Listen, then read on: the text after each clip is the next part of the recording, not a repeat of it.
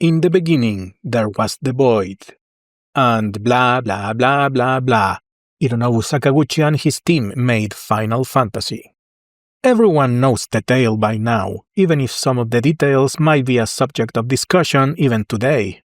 The story has been told by plenty of YouTube channels already, so there is no need for me to rehash the whole thing. The Final Fantasy games were a very important part of my formative years, though it didn't quite start that way. Back in my early school days, I traded one of my NES games with a classmate and ended up with a copy of Final Fantasy I. And I hated it. I guess my 7-year-old mind couldn't understand the concept of turn-based combat. I didn't give the genre a chance until Final Fantasy III. And I mean American Final Fantasy III. The correct order of Japanese Final Fantasy numbers is one of those things you just had to know back in the day, along with the Street Fighter II boss names, the real story of Doki Doki Panic, and that Pac-Man was originally Puckman. It doesn't really get you girls, sorry about that. Anyways, I grew up loving Final Fantasy III on the Super Nintendo, and the rest is history. But even after so many years and so many ports, I've never actually gone back and finished the original first 3 games. So in this video, I'm finally paying my long-standing debt to one of my most beloved sagas. I will be using the Pixel Remaster versions. It's the more comfortable way to play, but I will be pointing out some of the changes that have been done from previous ports. Let's grab all those Stranger of Paradise memes and start from the very beginning. Looks like chaos has been waiting for us. The first thing that comes up is class selection. Warriors can use almost any item in the game and are a solid choice for melee combat. Thieves are annoyingly weak at first but can upgrade into ninjas later on. Monks have the potential to deal extreme damage and save money since they don't rely much on equipment, though their defense will always be low. Red mages are very useful early on but lose utility as the game progresses. White and black mages are pretty self-explanatory and always useful to have. I went with a very balanced, typical party. The opening narration sets the stage. The world is in decay, and we are the fabled Warriors of Light, the only hope to restore balance and save the realm. The game drops me into the starting city with just enough money to gear up and buy some initial spells. It's very interesting, you can only equip 3 spells per magic tier, so I had to make some early decisions about which spells to leave behind. Most of the time this is not a big limitation, but it can get troublesome later on. Once I felt my group was ready, I spoke to a nearby soldier and went into the castle. Inside, I met the king, who immediately recognized the group as the heroes of prophecy.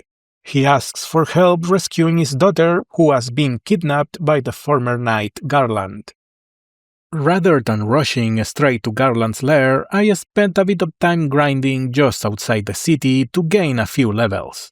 It wasn't strictly necessary, but I wanted to get a feel for things first, before going after the boss. The shrine itself is small and linear. I made my way directly to Garland, where the boss battle began. They kept the line, "I, Garland, will knock you all down," which was a bit of a meme way back when. It always sounded a little awkward.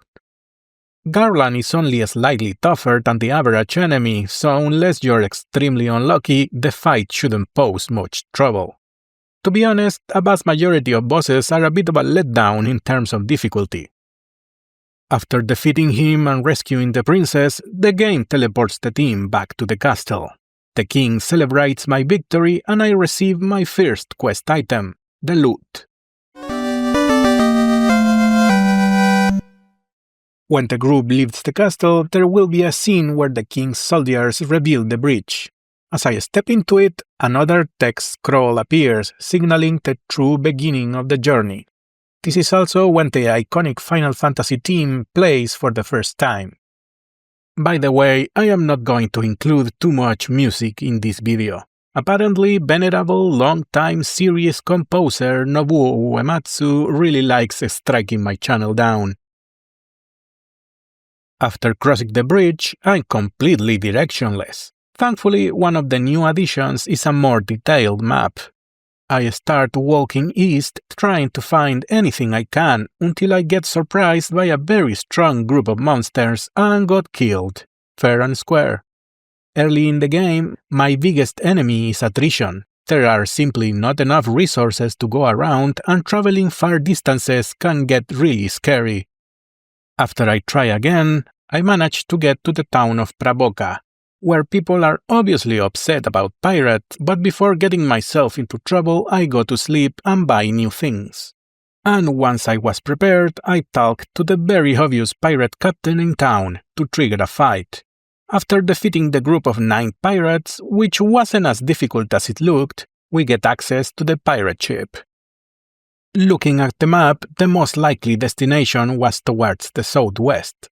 But let me tell you, the way to get there felt really, really long. Eventually I got to the town of Elfheim, limping, without supplies, and with a dead black mage.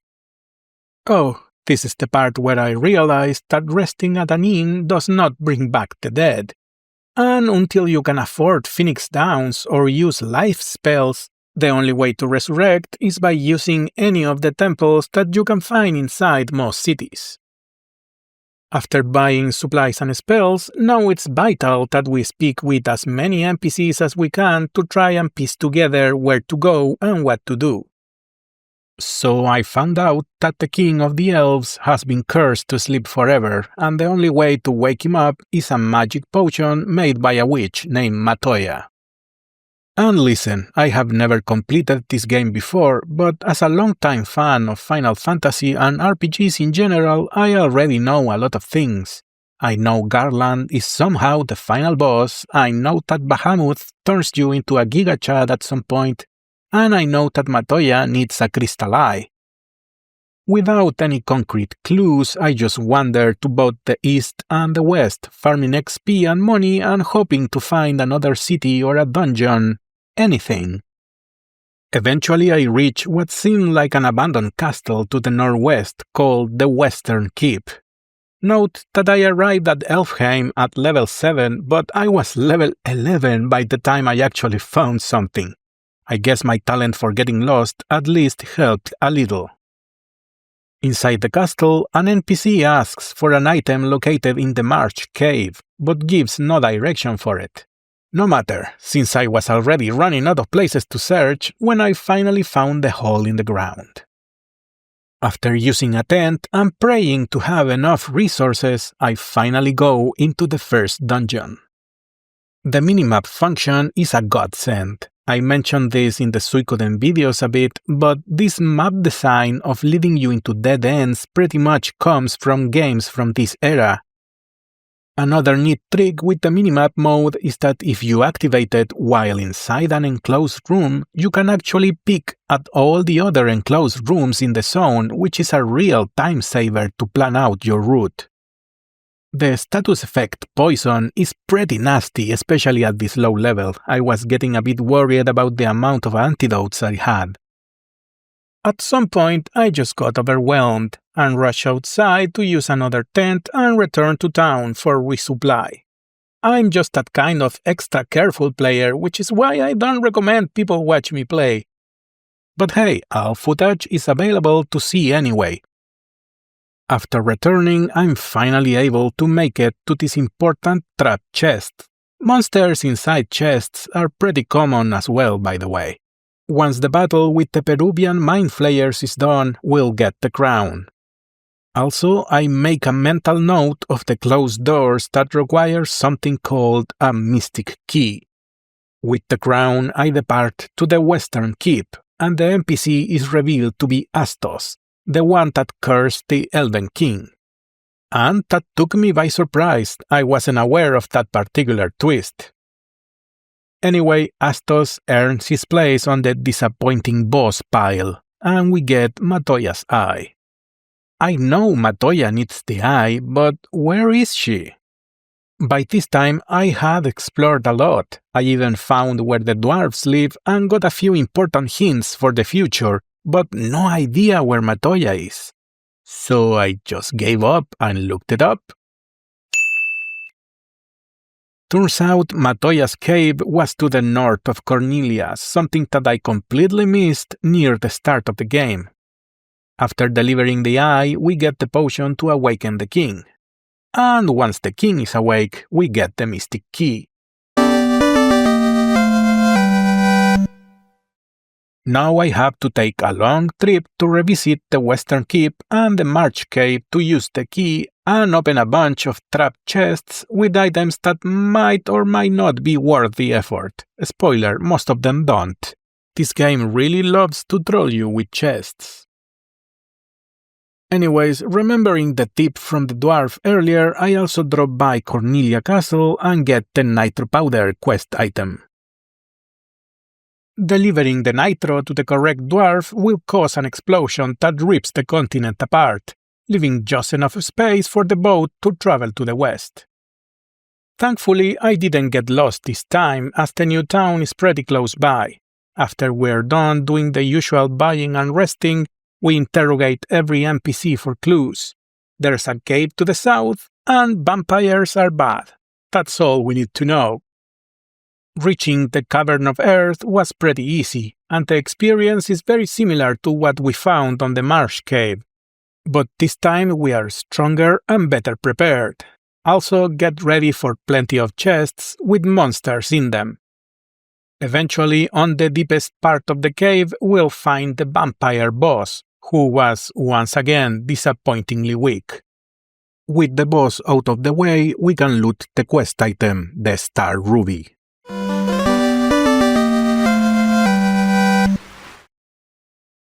But then there's a sudden dead end. The only thing we can do is walk all the way out of the dungeon and try and find out what to do with our newfound item.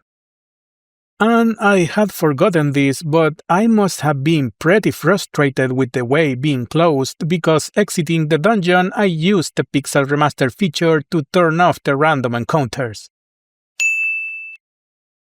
You know, this goes for all the games in the Pixel Remaster series, but voluntarily turning encounters off will make the experience better, especially for newbie players. And despite using this only 2 or 3 times during my playthroughs, I kinda feel guilty about it. That's just my pride talking, I guess.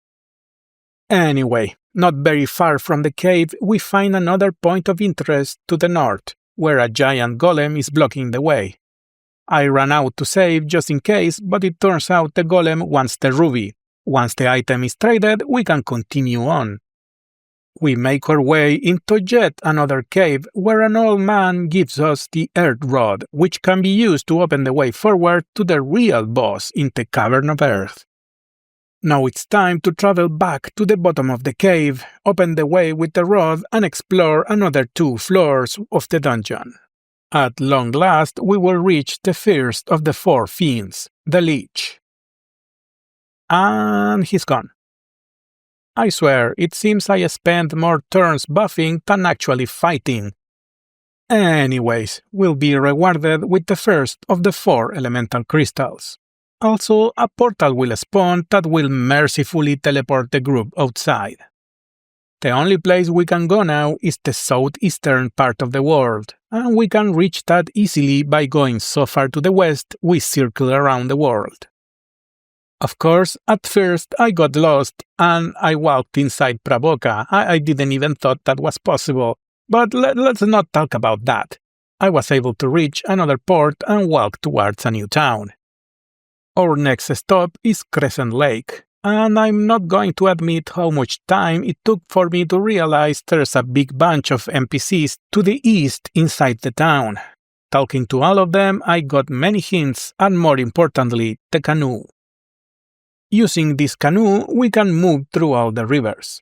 Now, there are 2 places we can reach, the volcano and the ice cave. After getting lost for quite a while, I finally reached the ice cave. However, I ran into this group that completely destroyed my party. Oh, by the way, if you're playing with monks, you're supposed to take their weapons off after a certain level. I was kinda late on that, but now everyone is going to catch these hands. Thinking that I went to the wrong dungeon, I retreated and went towards the volcano. Inside Mount Gulg, the first thing we have to understand is that you're supposed to walk on lava and take the damage. Once we reach the 5th floor underground, we are close to the second fiend, Marilith. We dispatch her rather quickly, and after making sure I had all the treasure, I pick up the second crystal and take the teleporter outside. After resting and buying stuff, there is nothing else to do but return to the ice cave. Turns out I was wrong, I wasn't underleveled, I just had really bad RNG. And it doesn't really matter in the long run because that encounter was just another troll chest. The item we need is that diamond-shaped thing at the center, but the room is designed to make us fall down. The only way to reach it is by going one floor above and finding the crack on the ground that will land us next to the item. There will be a fight, but the evil eye is kind of a joke. With the Levistone in our hands, I don't really know what to do. Besides the vague hint that the Levistone is used for airships, I was really at a loss. Long story short, I asked for help again. I later found out that you can get the hint in Elfheim, but the chances of me seeing that were pretty slim. All it takes is entering the small desert to the south of Crescent and we'll summon the airship from beneath the sands.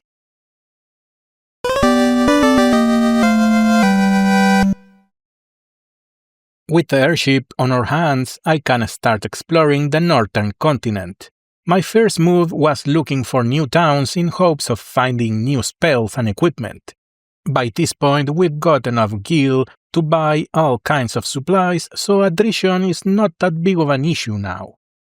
The airship can only land on certain types of terrain, so some walking will still be required. I also want to clarify that this half of the game is more open than the first one, so chances are I did everything in the incorrect order. I started my search in the town of Lufenia, but no one there speaks our language, so I went somewhere else. Eventually, I ended up in the town of Onrak, where one of the NPCs said that there is something in the waterfall to the north. Say no more, there I went. My logic is that if I am not meant to be there, the monsters will just easily kill me. Thankfully, I handled the small dungeon just fine, and it had pretty decent items as well, like the traditional ribbon. I also talked with a robot NPC that gave me a quest item called the Warp Cube. I have no idea what this does, but I'm sure I'll need it eventually. In the town of Gaia, I get very vague hints. Next, I decided to explore the holes in the ground on the islands to the south. Thankfully, there are friendly dragons with very straightforward hints and also free treasure. In one of those caves, I finally meet the famous Bahamut that offers the quest to bring him a token of courage. The directions were pretty clear, so I went to the Citadel of Trials.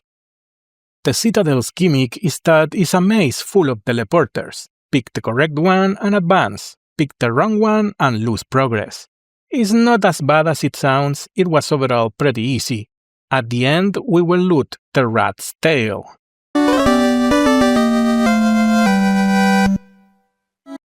When we return to Bahamut, we'll be rewarded with a class upgrade. The Knight will be able to pick low-level white magic as he levels. The black and white wizards will be able to pick several spells that they couldn't use before. And the Master remains more or less the same. I have to say that I appreciate that the upgraded classes preserved their GigaChat looks from the NES versions. This also reminds me how for years the other versions have tried to canonize the White Mage as female, but we can see he's just a handsome anime man. I always thought that was funny. The next set of clues has to do with a ferry that has been sold to a caravan that we can use to get something. The hints clearly point to a nearby desert. The problem is that this caravan cannot be seen by the naked eye. I was about to crack and ask for help, but while blindly walking on the desert, I stepped on this weirdly shaped piece of sand. The caravan is just a little store where the ferry actually costs 40,000 gil. but at this point money is barely an issue. Then, when we enter the town of Gaia, we'll get a mini scene with the ferry. After I track her down to a small lake, we'll get another scene where the ferry gives me another key item, the Oxyhail.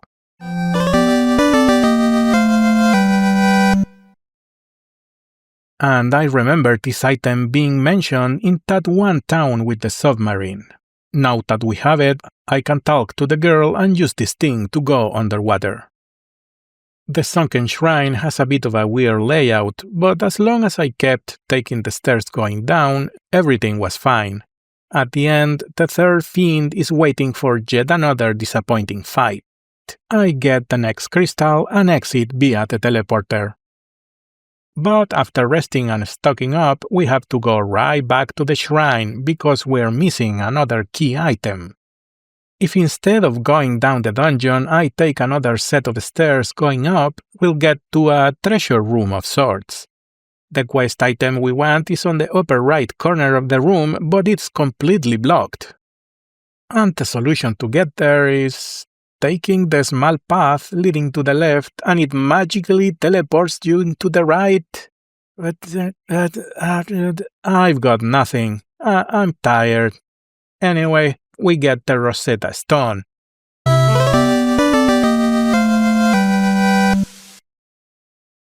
NPC in town tells me to get the tablet to his brother Une. The problem being I have no idea where he is. Well, I was going to visit all towns anyway to change some spells on my wizards and get some low-level ones for the night. Don't sleep on getting teleport and exit, by the way. It's a bit too late in the game to take full advantage of them, but they do make dungeon delving a bit more pleasant. And then I asked for help again to find the NPC and learn the language. After the Duolingo session is over, we can go to Lufenia and speak to the people there. A cool detail is that an off-screen character named Sid is mentioned here.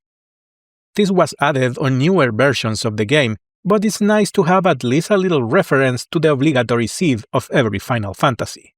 Still not as good as the Sid from the Phantom Menace, just saying. And this is a bit embarrassing, but in this town there is a somewhat hidden magic store with arguably the best max level spells in the game, and I completely missed them. I'm kind of retarded.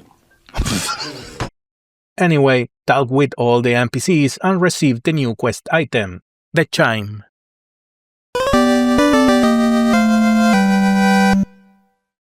With all preparations done, we can go up Mirage Tower in the middle of the desert.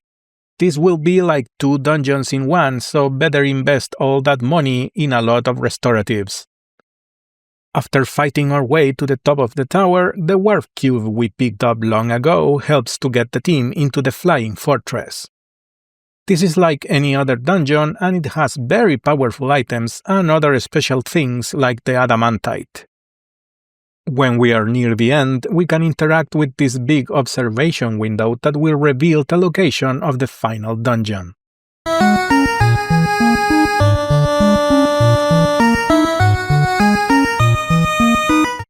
In this small section of the map, right before the end, there's a very low chance to spawn the secret boss of the game, the Warmech. If you're short on supplies, you can just come back here later like I did. It's all RNG, but it took me around 40 minutes to finally make him come out. Thankfully, it's not really all that difficult for someone that comes prepared to fight. And it's not really all that important, but if you're going for full completion, you're gonna have to do this. Either way, I step up to Tiamat and get the final crystal. After taking the teleporter out, it's time to make the preparations to enter the final dungeon. Like taking that adamantite to the Dwarven city to get Excalibur.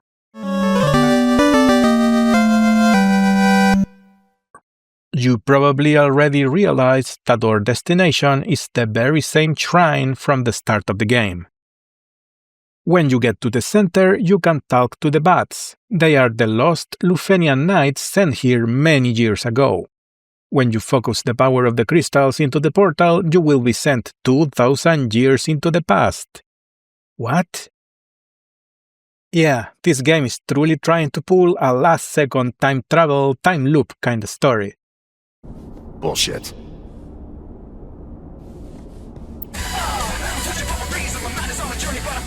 The map for this dungeon is very big and a little confusing, but also has the best equipment in the game. Still, things are not so different until you run into an old friend. I was about to treat the Lich like a joke, but RNG made him spam flare and he almost got me. After playing a bit of Phoenix Down Whack-A-Mole, I managed to recover and win the fight.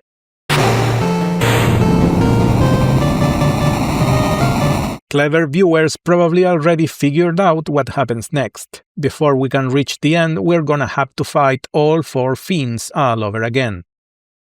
While they are obviously stronger, I didn't really have major problems with them, other than slowly losing my resources, of course. By this point, we probably have a lot of items that can be used to cast spells free of cost. They really help in a pinch. Slowly but surely, we'll make it to the final chamber.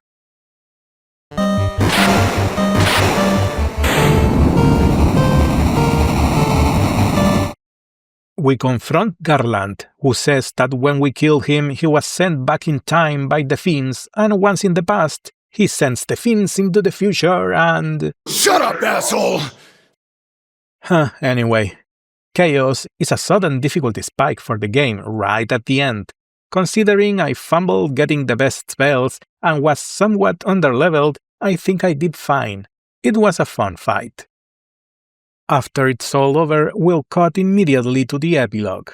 I know it's tempting to pick apart the last-minute time travel twist, but the text is pretty adamant that the loop is closed and no one in the present will remember what the heroes did. That's going to have to be enough, I guess. And that's it. Final Fantasy I is done. And I actually liked it more than I expected. I even wanted to replay it immediately because there's something about doing it all over again with a different party composition. And also knowing where to go, what to do, what paths not to take, or what chests not to open. That kind of replayability is a unique quality that a lot of older games have. I'm not surprised that this game has so many videos with people doing challenge runs. I know a lot of fans were angry that the Pixel remasters didn't carry all the bonus content from previous versions, and I feel for you, but it's barely a factor for me since I didn't grow up with those versions and I wanted something closer to the originals anyway. You can't talk Final Fantasy without talking about music, and I stuck to the original NES Beeps and Boops, and the groundwork for greatness is definitely here, it's just a little lacking in variety. I wish I could be more detailed with this, but my recording streams were copyright struck to hell, so I don't feel like taking the risk here. Next one on the docket is Final Fantasy II. See you there.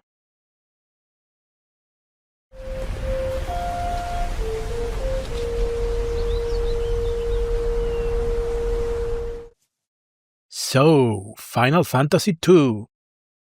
Whenever someone makes a Final Fantasy tier list to bait easy views… having views, imagine that. Anyway, whenever someone tries to rank Final Fantasy games, 2 it's always fighting for a spot at the bottom, usually alongside 13, and sometimes 8, depending on who you're talking to. And by the time this video is done, I'll finally understand exactly why. I'm perfectly aware that the number one complaint everyone's heard about is the controversial leveling and combat system.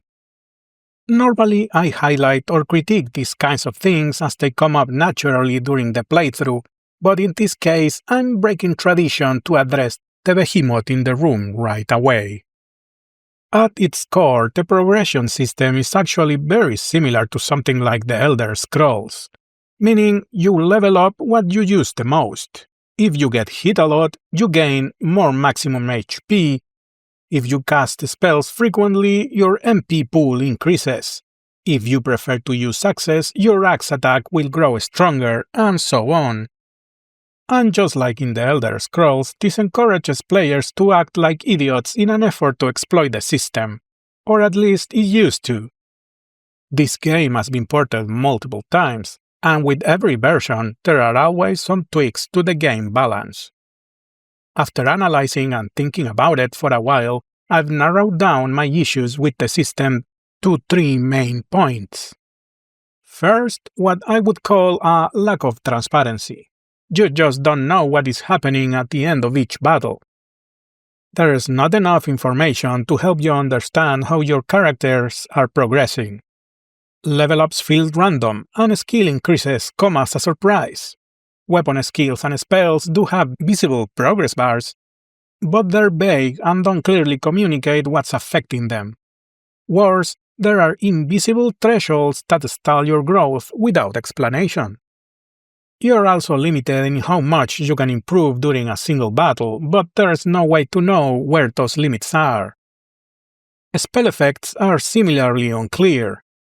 You might have to refer to external guides or wikis just to figure out what leveling a certain spell actually does.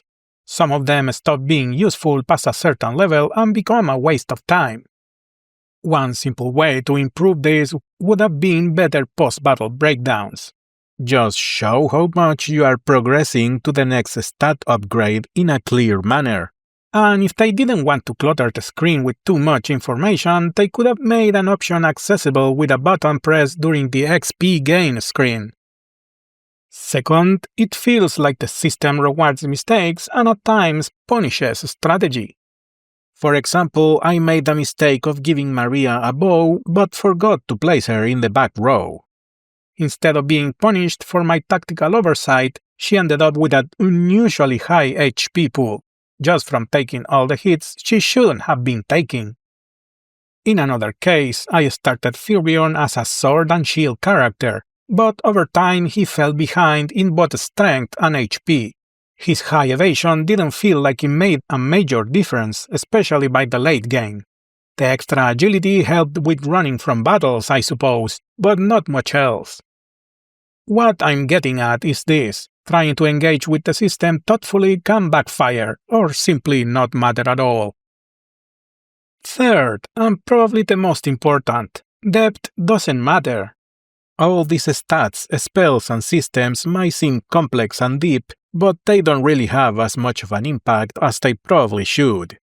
Only a few enemies pose a real threat and you might get tripped up by a badly timed status effect, but for most of the game, brute forcing through battles with the basic attack command works just fine.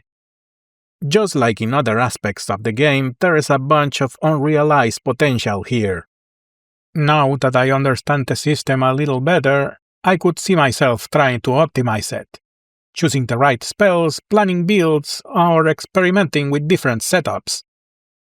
And if I ever replay this game, even if it's not happening anytime soon, I'll probably still enjoy tinkering with the system, creating my perfect balanced party. Even if, deep down, I know it's completely unnecessary. Well, after that downer of an introduction, let's not lose our spirits and start actually playing. First, we'll be prompted to select the main characters' names. Final Fantasy II is also famous for being the first game to have non-generic characters and a somewhat ambitious story for 1988. The intro shows the evil emperor, war, and the rise of a rebellion. You know, that thing that happens in Fantasyland every other day. At least this game can claim it was one of the first ones to do it.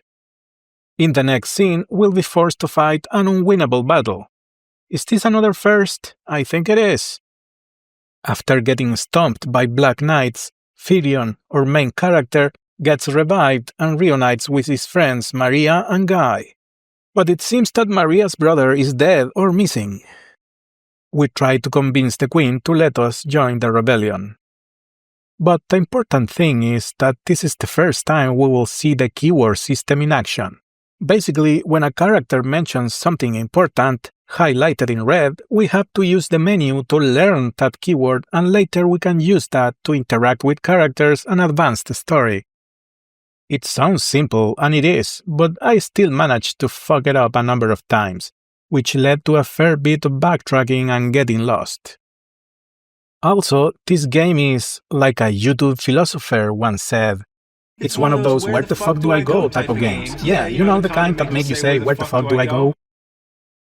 So I am just going to up the counter by like 5 so we can focus on the game. Our first mission is going to the invaded town of Fynn as scouts, but I took my sweet time to get there so I could fight, explore the map, and grind some money to afford magic tomes. When I finally entered the town of Fynn, the first rule is that you're not supposed to speak to the guard NPCs. They are really powerful, and even if you beat them, they won't go away. We had to find a way into the bar, and once inside, we had to speak the keyword to the bartender to enter the secret room. In there, we'll meet Prince Scott, that will drop dead right away, and give Firion his ring. When you return to Altair, you can talk to Gordon, Scott's brother, and show him the ring for a bit of extra lore. After delivering the bad news to Hilda, it's kinda neat how Firion respects Scott and spares Hilda's feelings. Little character details like that can go a long way. Anyways, she'll accept us and give us our first official mission as rebels. We need to travel to the town of Salamand and retrieve Mithril. Also, Mingwu, the White Wizard, will join the party. And he will give us the canoe, so the group can cross rivers in the world map.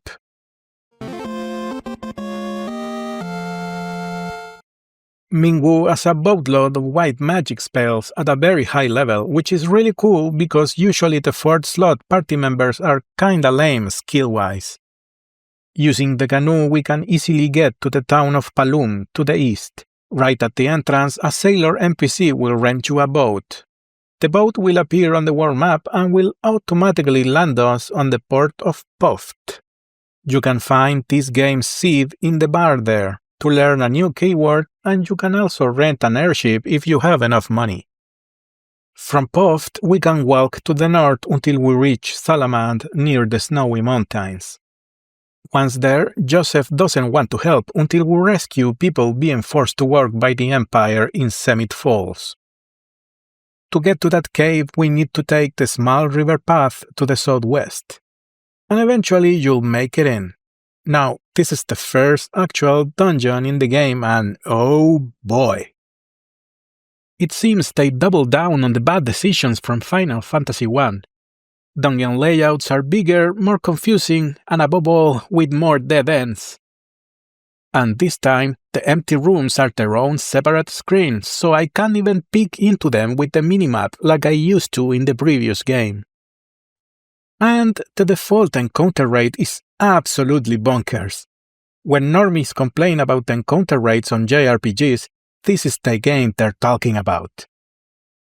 All these little complaints I just made apply for the whole game.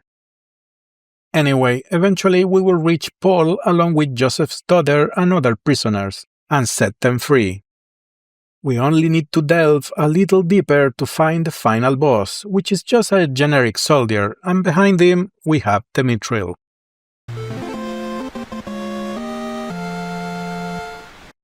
Somewhere in the cave there is a teleport spellbook, and you can use it to exit the dungeon immediately. Man, I really do love teleport. So now we travel all the way back to Altair to present Hilda with the Mithril. We can take this to the local blacksmith to upgrade the weapon shop. What the game doesn't tell you is that weapon shops in other cities are also upgraded. So if you want something like the Mithril bow, for example, you'll have to walk to Palum. Next, Hilda will send us to Bavsk to find out about the Imperial Dreadnought and how to destroy it. To get there, we'll have to travel to the port again, take the ship again, and then travel east.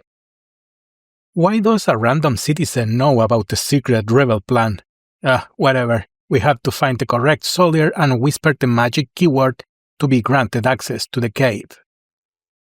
This dungeon is pretty short, and at the end we will confront the Dark Knight and Borgen. It seems we are too late. The Dreadnought has been finished and has started attacking. Don't forget that on your way back, you can enter this room to gather a pass and a teleporter that will take you back to the city.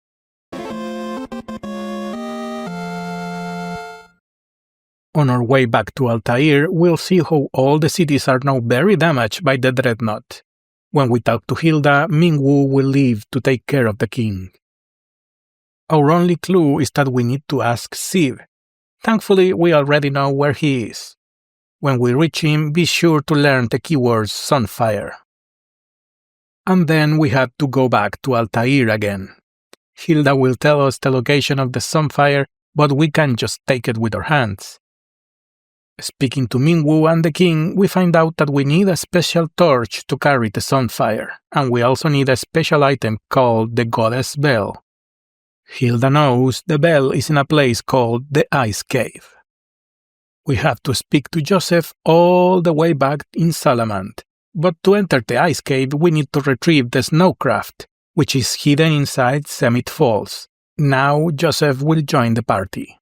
He's built like a traditional monk and he's pretty strong, so there's no need to give him equipment or spells. At least the spot we're looking for is pretty close to the entrance. It took me a small while to find the precise spot on the wall, but we'll get that Snowcraft without many problems.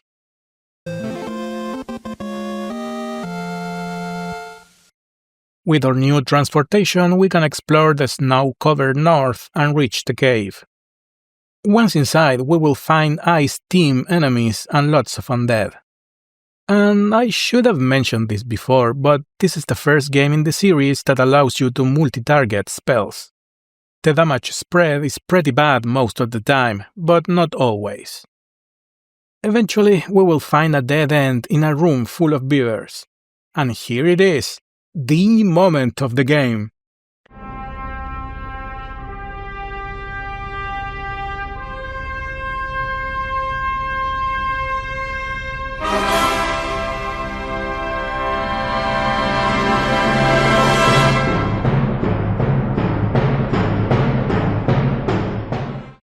This moment alone mocks the totality of Final Fantasy XVI.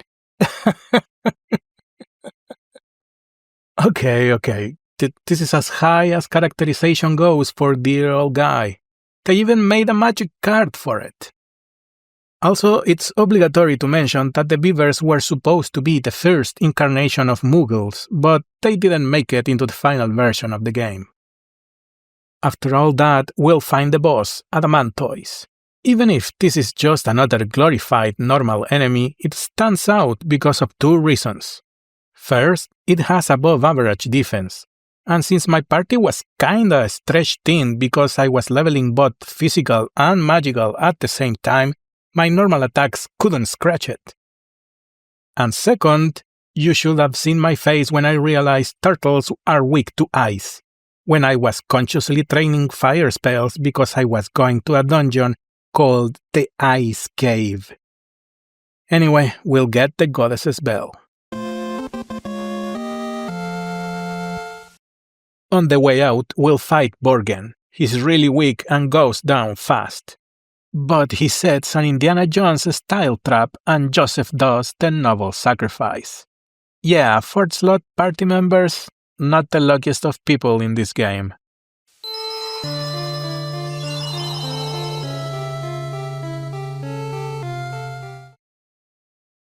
So I went all the way back to talk to Hilda, and this is going to reach pre-return to the Waking Sands meme status if it keeps going.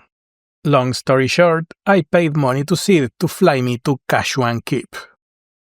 Using the bell, we can open the main door and we'll soon find Gordon, who will join the party. Give him whatever items you can spare and keep moving forward. After defeating the worst boss ever, take the torch, and then take the flame.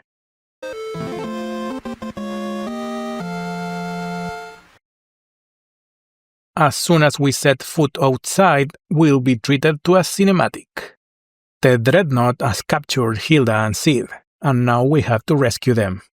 You have two alternatives. You can enter the Chocobo Forest and use one of them to cross the dangerous desert, or you can go to Altair and walk north. I took the second option because I'm an idiot that didn't notice the Chocobo Forest even if it was incredibly obvious. Whatever way you choose to get there, right at the entrance you can show the pass we got earlier, or we can pick a fight. But there doesn't seem to be any consequences for either method. After exploring a little bit, we can find Sid and the princess and let them out of their cell, but we can't leave until we destroy the dreadnought using the Sunfire. We can find the room we need by going downstairs on the southeastern corner of the map, and when we continue on, we'll get to this very, very bad room. You see, if we interact with the guards, we'll trigger a fight, just like in the city, but even if we win, the NPCs will remain there. Not only that, but they are solid, and they are placed in just a way to make this room a maze. At first I thought it was a bug, but no, it just works that way. Finally, the encounter rate just broke me on this one, so I turned it off. In the next screen, we'll reach the center and we can use the Sunfire to end the dungeon. The Dark Knight shows up just to insult the team, and Maria drops the biggest hint ever. I mean, if it wasn't obvious already. Anyway, there will be a long sequence of the party running away before the explosion. I have to mention that if you're going for 100% completion, better make sure you looted all the chests before ending this. When we return to base, the king passes away after giving us a new mission. We need to travel to Deist and gain the support of the dragoons. Before we leave, we can visit Hilda and see she's behaving strangely. We need a boat to reach Deist, and very conveniently a pirate lady in Palum offers us a ride on her ship. Our very naive Firion accepts the offer, and then we beat the hell out of the pirates. Also, Layla is now the fourth character.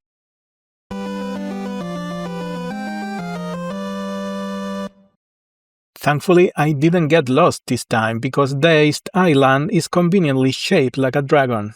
Sadly, once we get there, we realize that the dragoons and their wyverns have been wiped out by the Empire. Only one of the creatures is left, but we can't talk to it. We can travel to the nearby cave and retrieve the pendant that will allow us to talk with the last wyvern. Thankfully, it's pretty close to the entrance.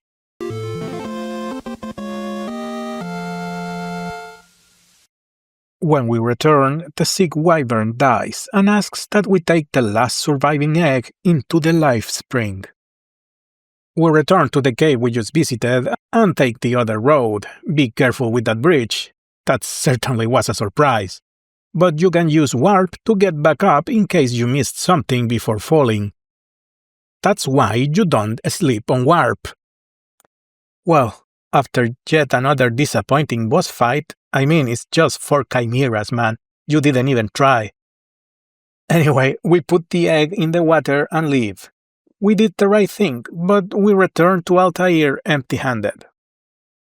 When we approach the queen, she wants some alone time with Firion, but it turns out it was a Lamia this whole time. The rest of the group jumps in and we have a boss battle. Right after the battle ends, a messenger walks in with the information that Princess Hilda is a prize for a tournament being held in the Imperial Coliseum.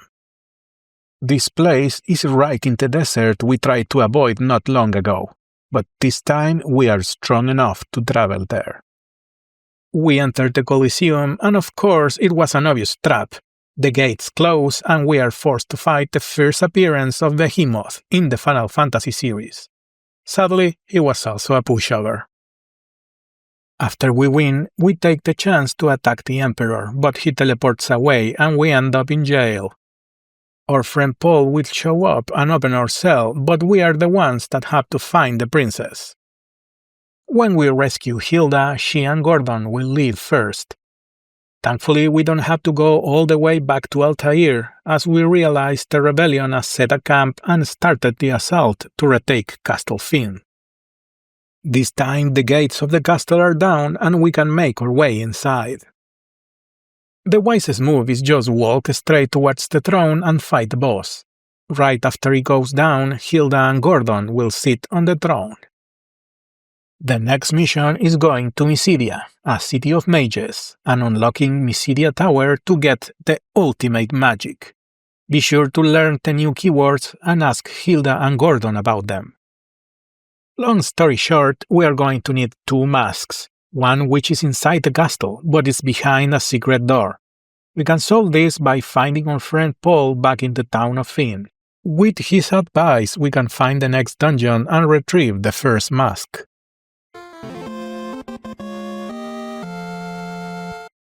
This is the part where I usually get lost, but the Mysidian Tower is really hard to miss. Of course, the doors are closed for now. The actual city of Mysidia is not far away from there. They have really good magic and equipment for sale, and by this point we have plenty of gil to spend. Now it's time to do the RPG thing, and talk to people, read books, and get some hints about what to do next. It's pretty clear we had to put the white mask on the statue in the city, but after that I just don't know what to do. And I did go into the cave of Mysidia only to get stuck halfway through because I didn't have the other mask. Turns out the black mask is on this little lonely island at the south of the world. The game did drop the hint, but I completely missed it. The island even has a little town inside the dungeon. At the end we can pick up the mask. Then we can use the mask on the little doppelganger and advance until we finally get the key to the tower, the crystal rod.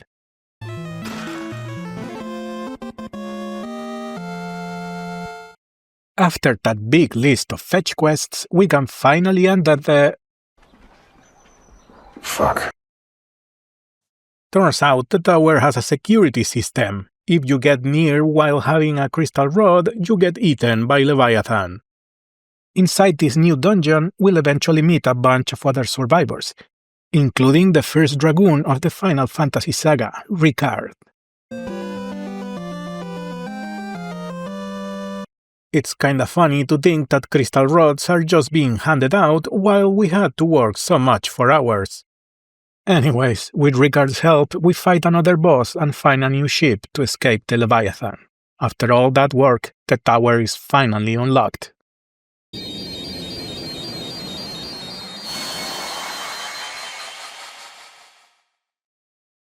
And this dungeon fucking sucks, man. Okay, it's not really all that different from previous dungeons, but it's just too damn long. At least there's a few mid-bosses to break up the pace. At the end, we'll find Minwu, who I guess also had a crystal rod. Whatever.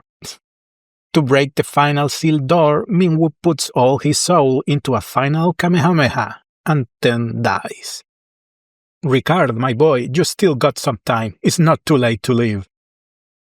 Past the door, there's a few stat buffs and the ultimate magic, the now classic Ultima. I do have to say, this never comes up again in the plot. As a matter of fact, I never taught the spell to anyone and it makes no difference at all. When we return, in a big plot twist, Altair and the surrounding towns have been destroyed. When we walk near Finn, we can see a huge tornado. Consulting with Hilda and Gordon, it seems we have to enter the cyclone, the assumption being that the Emperor is somehow inside. I mean, it is true, but that's quite a leap in logic to make. Just jump inside a tornado? Thankfully, this is when the Wyvern Egg comes into play. People that already have explored the castle might have noticed the mirror room. By using the pendant on it, we can summon the newborn Wyvern, and the last dragoon is conveniently with us. In this part, I have to mention that you're supposed to go to Paul's house and talk to him about the cyclone before summoning the Wyvern, or you'll miss your window to get the Blood Sword, which is the most powerful weapon in the game. The Blood Sword basically does percentage damage, and nobody is immune, not even the final boss. So I just missed all that and killed my chances to get all achievements, but let's just continue with the story. The baby Wyvern takes us inside the cyclone, which has a castle inside. I'm not going to question that. We go through the dungeon and at the end, the Emperor himself is waiting for us. I am legally obligated to make a David Bowie in Labyrinth reference here. What kind of magic spell do you? After an actually nice boss fight, the Emperor finally dies.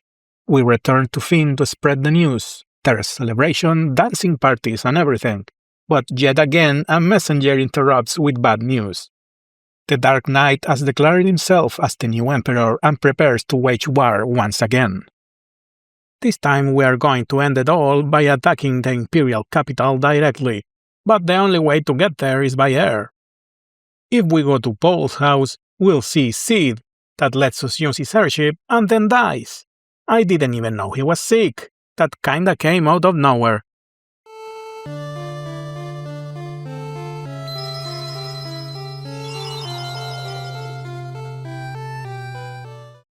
With the airship in our hands, we can finally go anywhere in the world. You can drop into Deist to visit the mom and her son, so Ricard has a nice little scene with them.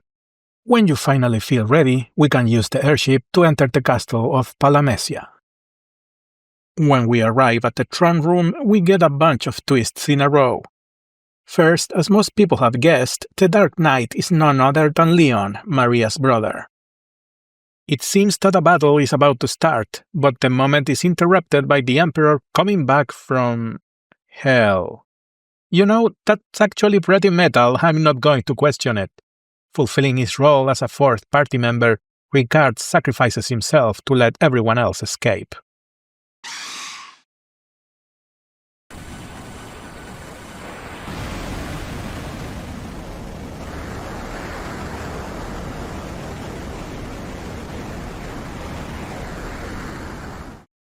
Back at Fynn Castle, after a small discussion, Leon will join the group as the final fourth member.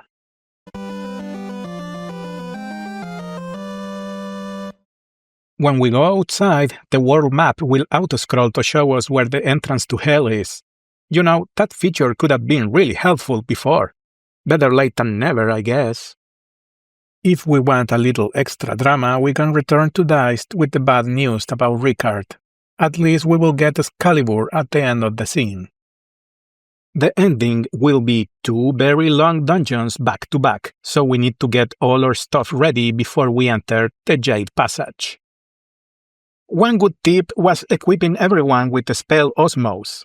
You see, I didn't do it because traditionally draining spells are not very effective on Final Fantasy games. But not in here, I was wrong. Osmose is very good at keeping your resources up and carrying everyone to the end. While going through the Jade Passage, keep an eye out for the Magic Tome Salesman, where you can pick up extra copies of Flare and other black magic. Eventually we'll be ported to our final destination, the Castle of Pandemonium. Some enemies can hit for a lot, so don't let your guard down. The best part of the dungeon is when we reach the room with the 4 doors. Because in those 4 segments, every chest has the best equipment in the game that is also protected by a different mini-boss. The sword Masamune is also hidden behind this fake wall. And last but not least, there's a secret boss, the Iron Giant. When you beat him, you'll get a Genji armor for your troubles. I guess I got lucky, I wasn't even trying to fight him. There's less than a 2% chance of it spawning. After everything is said and done, we'll finally reach the Emperor and brace for the last boss, Difficulty Spike. And without super broken level ups or broken items like the Blood Sword, he really did put on a big fight. It felt like I was doing very low damage every turn, but slow and steady won the race at the end.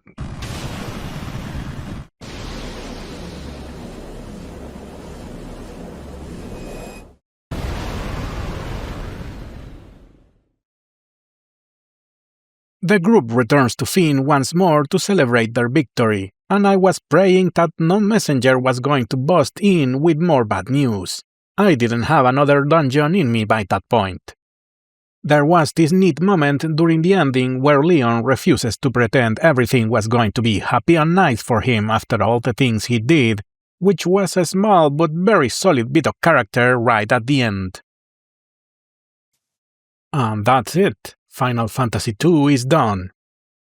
Just like with Final Fantasy I, I know a lot of people resent that this remaster doesn't include extra content from the previous ports.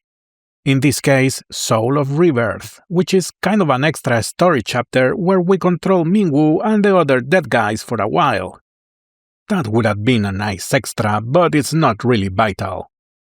Also, I do have to mention that the remastered soundtrack really went hard on this one.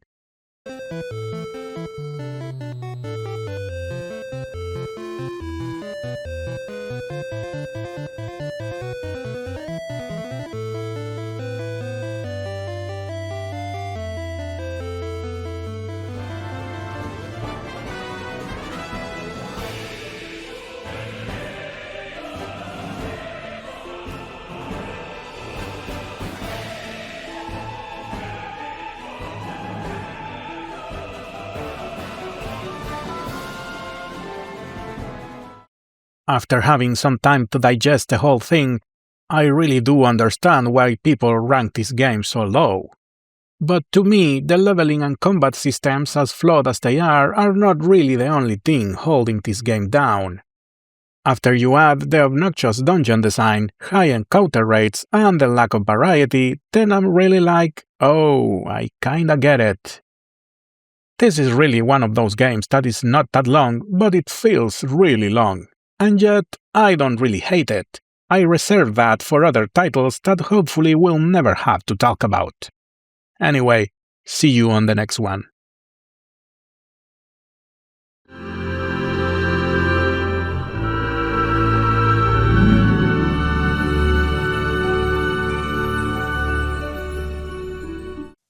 So, Final Fantasy III. Initially, I was tempted to play the 3D remake instead, because it supposedly has a better story and characters, but I decided to stick to the Pixel remaster to keep consistency. Just look at the logo. This game belongs to John Fantasy, not some revisionist borderline fanfic characters. Also, I did play the original NES version with a fan translation many years ago, but I only lasted a couple of hours. I remember it being quite difficult. The original Final Fantasy III is probably one of the less ported mainline Final Fantasies, and a lot of these ports are Japanese only still. So it's definitely one of the lesser played games in the franchise. No need to waste time with overly long introductions, let's start playing. The first thing to do is naming our 4 new Heroes of Light, and as you can see I'm being incredibly creative here. Also, and this is very irrelevant, but I accidentally left a space on that name and not on the others, and when I noticed, it started to torture me every single moment I was playing. The game's intro will seem immediately familiar. Crystals, monsters, and heroes of prophecy.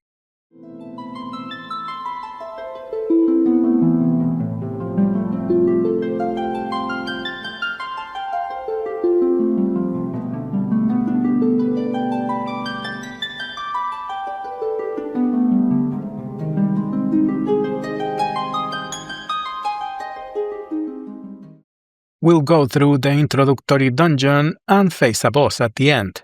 Of course, everything is very simple because our characters can't really do much yet. After the boss is gone, our 4 heroes will find the first crystal and be given their quest.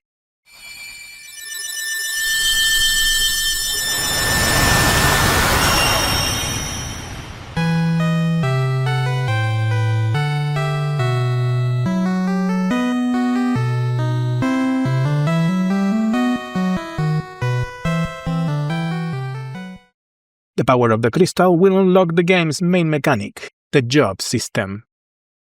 Unlike the first game where you had to pick jobs from the start, Final Fantasy III has a system that permits job switching, allowing you to customize the party at almost any place and any time.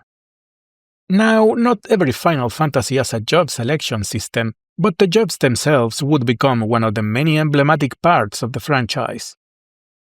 This being the first time the system is introduced, there are a few rough spots, but we'll discuss them when we meet them. I ended up settling with the same configuration I had for the first game: Warrior, Monk, White Mage, and Black Mage. And I mostly stuck to the 2 fighters, 2 spellcasters group configuration for the whole game. What can I say, I'm traditional that way. Next, we can go into the kid's home in the town of Ur. But besides you must go out and defeat the darkness, there is not much guidance on what to do or where to go next. You should still talk to everyone and explore. There are plenty of secrets and hidden chests to get you started. Also, similar to the previous games, spells are store-bought or found, and every character has limited space for them. Leaving the town and going further south, we'll enter Casus, where all the inhabitants are cursed but they can still talk. The key pieces of information are that a Jinn is the one that created the curse and he can be contained by Mithril. He's hiding in a cave and the local princess might have some. Also, this game's Cid is here and he will give us the location of his airship and permission to use it. There's actually a cave to the north, right inside the town, but that's not the cave the townsfolk were talking about, as I quickly found out by nearly getting destroyed. Also, I got another painful reminder that resting does not resurrect people. You need to find one of those magic fountains for that. As soon as we step on the sand outside town, we'll discover Cid's airship, and we can take that to go over the water and reach the actual cave. But before doing that, I went to check out the castle and maybe find the princess. The people of the castle are also cursed, and the princess is nowhere to be found, so going into the dungeon is the only move we have left. But don't forget to loot everything that is not nailed down. Once inside the sealed cave, I was horrified to learn that the monsters were really strong, so that means it's time to grind. This is not something I had to do often during the game. I would say Pixel Remaster has pretty good XP balance. Once I got strong enough to advance in the dungeon, eventually the team will find the princess and she tags along with us. Soon after we confront the Jinn and beat him quite easily. The princess uses the magic ring to seal him and we quickly return to the castle. After all that, the princess throws the ring into the spring inside the castle and the curse of the Jinn is broken.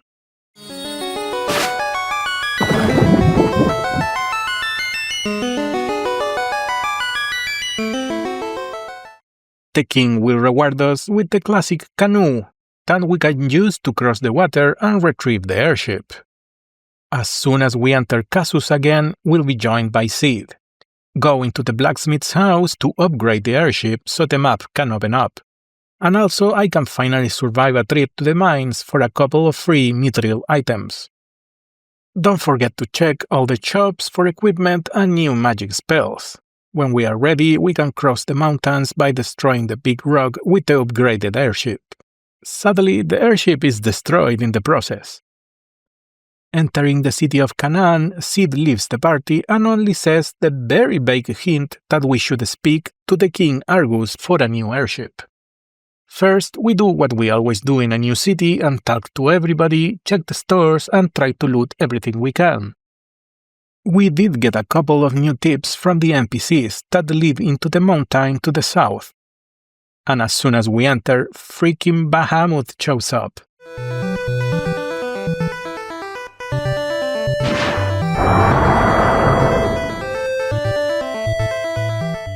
When we reach the top of the mountain, we're transported to the dragon's nest, and inside we'll find Desh. Bahamut will attack, and we're supposed to use the wrong command, or we will not survive. After that, Desh will join and give us the spell Mini.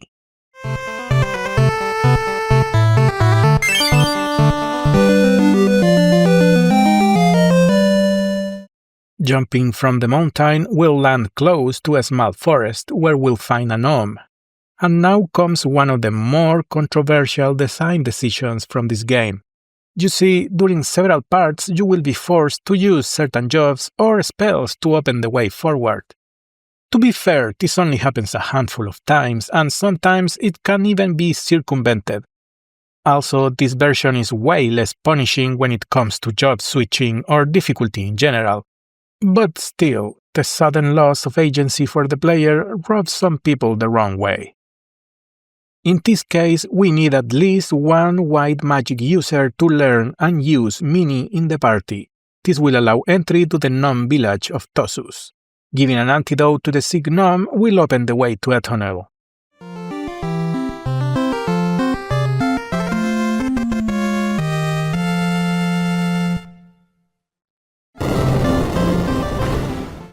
Note that, while in the mini state, all physical damage will be reduced to 1, so ideally you want to turn everyone into a spellcaster, but that seemed like a lot of effort, so I just persisted without changing my party configuration. Outside the cave, don't forget to reverse the mini status like I did. The entrance to the Viking's Cove is pretty close, and yes, apparently Viking is just another word for pirate in this universe. When we talk to the pirate boss, he claims that if we can defeat the sea monster, he will give away his ship. The problem being that the monster seems impossible to beat through normal means. To deal with this, we must go into the temple to the north and enter the dragon's eye socket by using the mini spell gimmick again. This dungeon is longer than the previous one and there's a boss at the end, so it's recommended to switch to an all-spellcaster party. But me, I just brute force my way with a single black mage. Not because I'm trying to be cool or anything, I'm just lazy and stubborn and I'm going to do this a lot in this game. With the crystal eye returned to the dragon, we are free to use the ship and go wherever we want. With our newfound freedom, the game turns into a where the fuck do I go, and of course I spent way too much time wandering around completely lost. To the west, Castle Argus was empty. To the south, in the town of Tokul, people claim to have been attacked by soldiers. There is also a forest full of fairies, a giant tree walking in the desert, and another town with pretty good shops. But none of them have solid hints to know what to do next. To the north we'll find the Tower of Owen, and it looks promising, but the way inside is closed without the spell frog. The key to everything is a cave to the west that is not really hidden, I'm just very crappy at exploring. Inside, the main blind guy will give us the frog spell and warns our buddy Desh that his destiny is in the tower. Finally, we can use the spell Toad in the same way we use Mini to enter the dungeon, except you have to undo the spell once you're in because frogs are pretty much useless. I'm going to take an extra second to praise the dungeon design because I consider it a major upgrade from the previous 2 games. Even the later, bigger dungeons are less annoying to traverse, with a couple of exceptions of course. At the top of the tower, we'll confront Medusa, who name drops Chande. Final Fantasy XIV players might know where all of this is going. After beating the boss, Desh recovers his memories. He's actually an ancient, and his duty is to fix the tower, so he throws himself into the reactor and gives a hint on where to find the fire crystal. We can see a tiny cinematic showing that a new way has been opened and we can travel to the land of the dwarves. Speaking to the NPCs there, we get the picture. The Horn of Ice has been stolen and the entrance to the next dungeon is right there inside the city. We just need to use the frog spell again. At the end, we'll fight the thief Gutsko and recover the horn, but in a surprise twist, when we go return the treasure, Gutsko sneaks in and steals both horns. Now we have to rush into the molten cave to stop him. In the cave, strangely enough, we can walk through lava without receiving damage. When we reach the crystal room, good old Gutsko will turn into Salamander for a boss fight. It seems that the consensus is that this boss is the first sudden difficulty spike of the game. The constant barrage of flame was a real surprise and really hard to handle. I was able to take him down on the second try, but I feel I did get a lucky break from his RNG.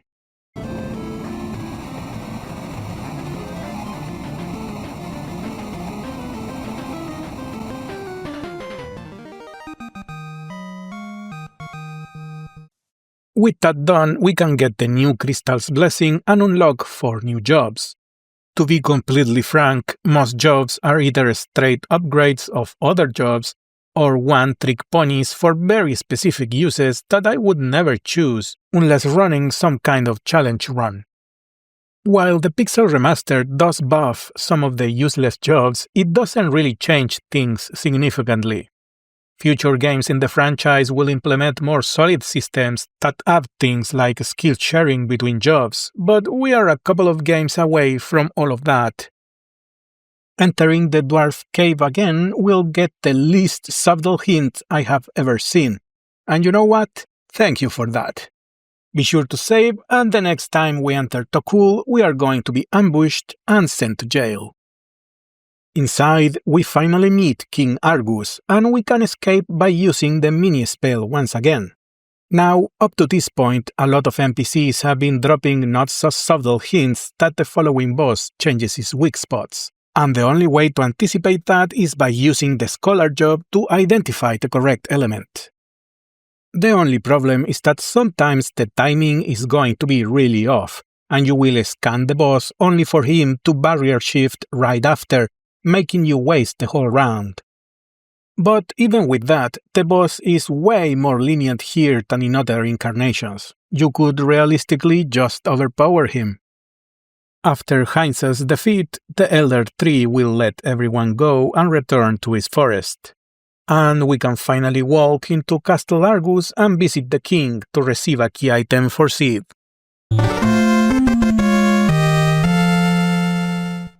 Also, I just got this huge lore drop that our continent is actually floating in the air and there's a whole world below. And this was said by a random NPC that I just decided to talk to. One would think that was a key detail. Maybe I missed an important dialogue somewhere. With the new item, we can return to Cid and upgrade the ship into an airship.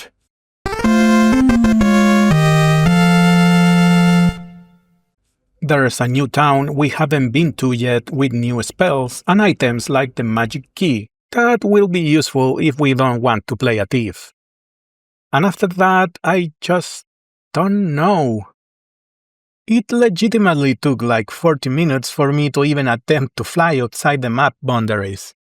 Not exactly my proudest moment, but at least there's a whole new world to explore. Well, I say new world, but there's actually very few places to visit, because the earthquake from the game's intro has covered most of the surface with water.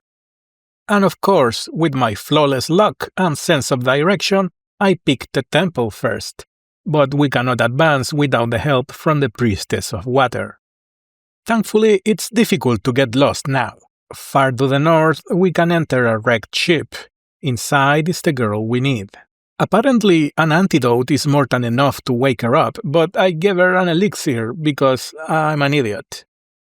With Arya following us, we can make it to the end of the temple. In front of the water crystal, an arrow hits the girl and Kraken starts a boss fight. After defeating him, we'll get the powers of the crystal, unlocking 4 more jobs. Arya passes away and another earthquake occurs, lowering the water level and restoring the world.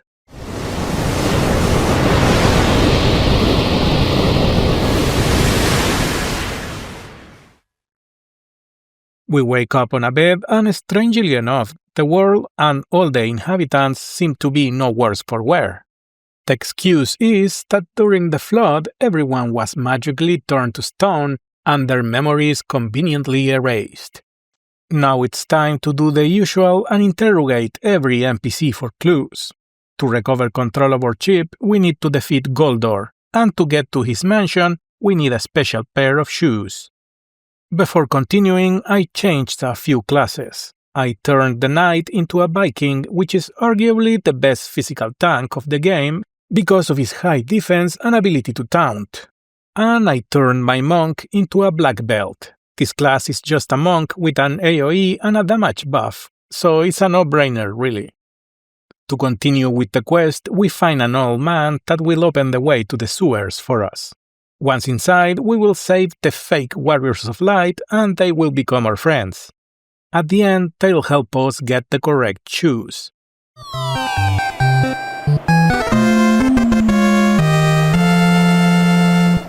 With that taken care of, the party can go to the next dungeon, but I got lost trying to get there. So lost, in fact, I died. Well, eventually I made it to the mansion. We are going to need magic keys or a thief character to open all the closed doors. Also, make sure to explore the whole thing because there is plenty of valuable loot that is made just to sell. Eventually, we will open the correct door that will reveal the path to the boss. After defeating Goldor, we'll get the key to regain control of the airship, but it seems his crystal was fake. Now the world opens up, and of course I'm going to spare you from all my aimless wandering. I have no idea if I did every important event in the correct order, but it worked at the end. When we take the airship to the big castle to the northwest, we'll be shot down by cannons, and we are effectively trapped in this zone until we solve the conflict of this kingdom. The map is actually pretty big, as the city is divided in several parts. After we explore and do, the thing, we will know we have to find the missing prince. He's in one of the bars, and we have to help him in a fight. With the prince in our party, we'll be allowed to enter the castle. But at night, a mind control king enters the room planning to kill the prince. When we intervene, we'll be attacked by Garuda. This is the next gimmick boss that is supposed to be fought with dragoons in the party. His constant AoE is nearly impossible to survive normally, so you have to avoid it with the jump command. NPCs in town hint at this, but I'm stubborn and still try to tough it out. And after I failed, I spent all my money buying dragoon supplies for my 4 dudes. But a 4 dragoon party died too, virtue of just poor timing when landing the jump attack, I guess. I had to try a 3rd time with 2 dragoons and my 2 casters to finally beat this one. Spending all that money was a waste because in the southeastern part of Saronia, there is a tower with enemies to train and free dragoon loot that I completely missed my first time through. After the battle, the king dies and Prince Alus becomes the new ruler. Don't forget to loot everything in the castle before leaving. On our way out, we are given a new airship that can reach new places, the Nautilus. Next, we are going into the narrow space between mountains in the South Continent. In a very annoying twist, this is going to trigger random encounters in the air. Entering the manor, we'll be attacked by the first official appearance of Muggles. But Doga steps in and quickly recognizes that we are the Warriors of Light, and then explains the whole backstory.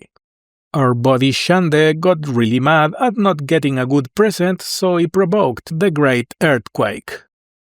The next objective is the Cave of the Circle. We have to go to the bottom of the manor and use the mini spell again. At the end, Doga will enchant the airship so it can go underwater and gives us the quest to find the magic loot to wake Unei, the second disciple.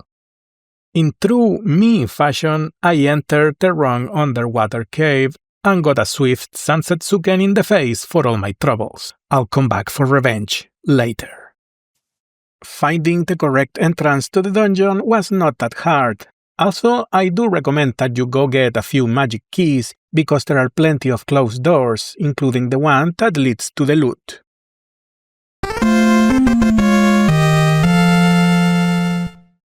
Thankfully, Unei's resting place is not another dungeon. After using the loot, she will join the party. We'll receive a new Elemental Fang and our next mission. We need to find a new, stronger airship. The next step is going into the ancient ruins, and with Unei's help, the rocks blocking the way can be destroyed. Further in, we'll find stores and an inn to rest. And that's weird and all, but the highlight of this dungeon are the infamous self-replicating enemies. The intended way to destroy them is by using the Dark Knight class. But I did not understand this when I played this section for the first time. Instead, I relied on magic and carefully manipulating the battlefield to kill all the mobs in a single turn. I don't know if I should consider myself smarter or stupider for doing this, but anyway, at the end of the dungeon, we'll get control of a massive airship that has its own inn and stores right inside for convenience. You can even summon the Fat Chocobo here. I didn't mention it before, but the Fat Chocobo just functions as a bank. But on this version, the inventory space is so big you're never going to need to store items on him. After giving us the tour, Unei leaves the party, and the next objective is taking the Fang of Earth from the Cave of Shadows. Using the Invincible's skill to jump over mountains is the only way to get there. This new dungeon is another where you should be using Dark Knights to overcome the replicating enemies, and the game is not shy about spelling it out for you. But I kept insisting with my superior firepower and strategic mind. Before taking the Fang, we'll have to face a boss, the Hecatoncheires!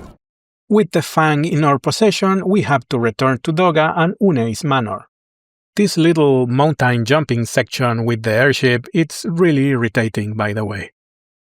And talking about annoying, you can't actually enter the road to Doga's manor with the new airship, so you have to go all the way back to where you parked the Nautilus. As soon as we enter Doga's manor, we'll be teleported to a new dungeon. At the end, we are hit with a twist.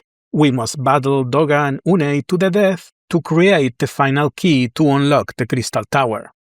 It kinda makes little sense, not gonna lie. With every important item in our possession, we can finally break all protections and get near the Crystal Tower. Before we can enter the tower proper, we need to make our way through the Labyrinth of the Ancients. Final Fantasy XIV players probably took some psychic damage from hearing that. If you know, you know. Right at the entrance, we can find the final crystal, but we'll have to battle Titan for it. It's a reskin from the previous boss. That's kinda lazy, guys.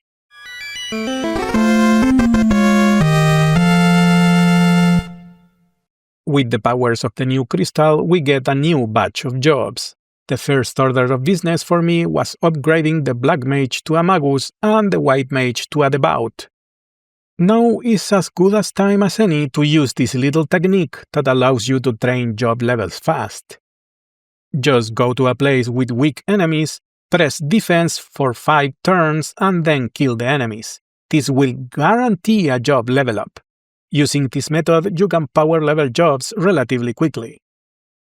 Now, before we set foot on the final dungeon, it's time to mop up some unfinished business. First, our friend Odin needs to be put on his place.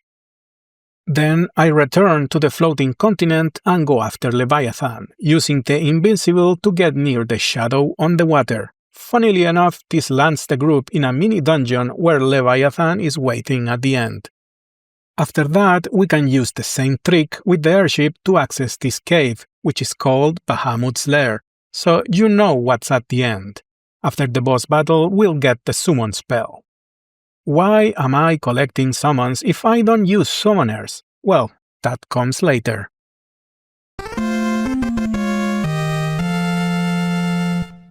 There's also a couple of places I neglected to visit before.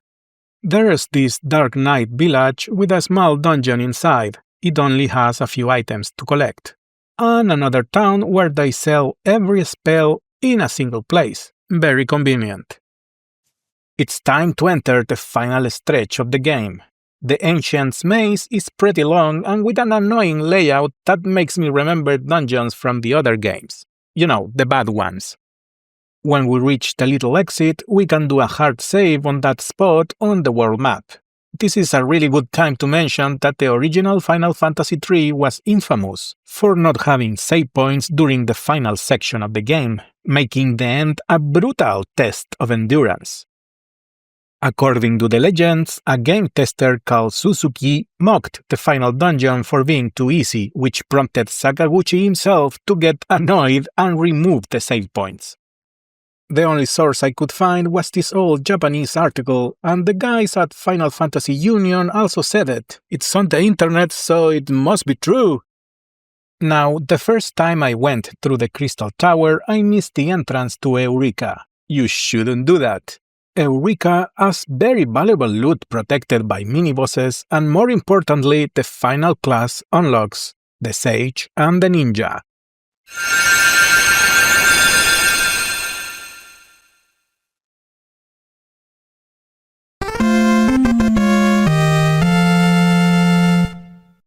The ninja is the ultimate physical fighter that can equip almost anything and can also throw shurikens. And the sage is the ultimate magic character that can use white, black, and summon magics. The only disadvantage being that it doesn't have as many spell slots per level. The final room also has a store that sells all the highest level magic and other stuff. Now you see, I'm insane, so I teleported out to go to the training cave and level all these new jobs a little bit. A 2 ninja, 2 sage setup is probably the most boilerplate for the final section of the game. I know I am not winning points for originality here. Now, finally, we are playing until the end. At the top of the tower, the heroes will be stopped by a trap. When all seems lost, Doga's Force Ghost will show up and bring help. With the power of friendship, we manage to escape and face Chandy. He'll go down easily enough, but in yet another twist, the Cloud of Darkness shows up and one-shots the team.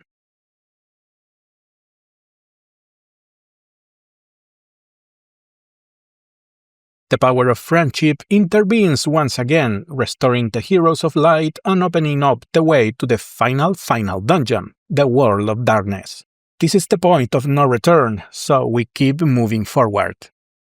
The idea here is to confront the 4 bosses guarding the 4 dark crystals, so that the Cloud of Darkness loses power. After defeating a boss and releasing the Warrior of Darkness, you can use the crystal as a full heal, making the dungeon way easier than the original.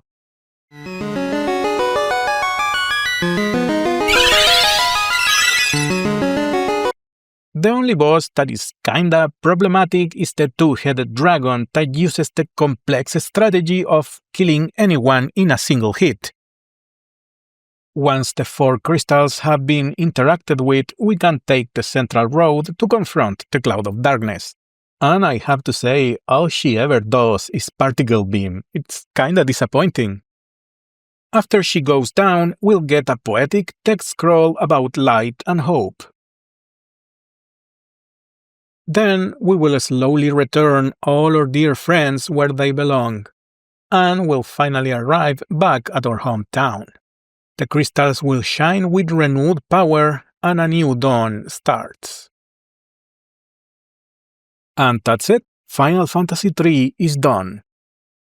And it's probably the most solid of the NES trilogy, at least on the game design part. Dungeons are better, progression systems are better, maps are better, the world in general is better. Also, this one feels closer to what the following generations of Final Fantasy games would become. The only kind of people I can see not thinking the same are, for the lack of a better term, story elitists.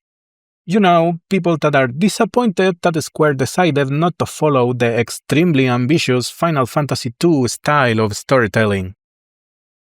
The game was still full of charm and personality, and that was enough for me to continue playing. And I know the current internet discourse usually uses the word whimsy to excuse really bad stuff, but in this case I think it would be using it correctly.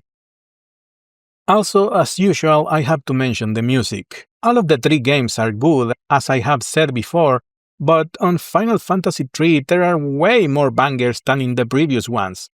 Like, stop and listen to the music kind of good. My favorites being the boss battle theme,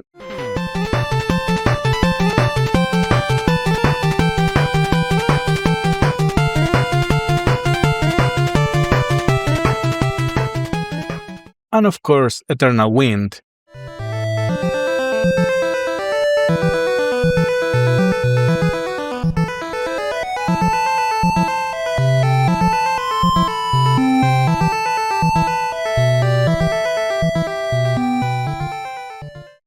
Final Fantasy was a big part of my formative years, and it's a bit shameful I waited this long to play the first trio.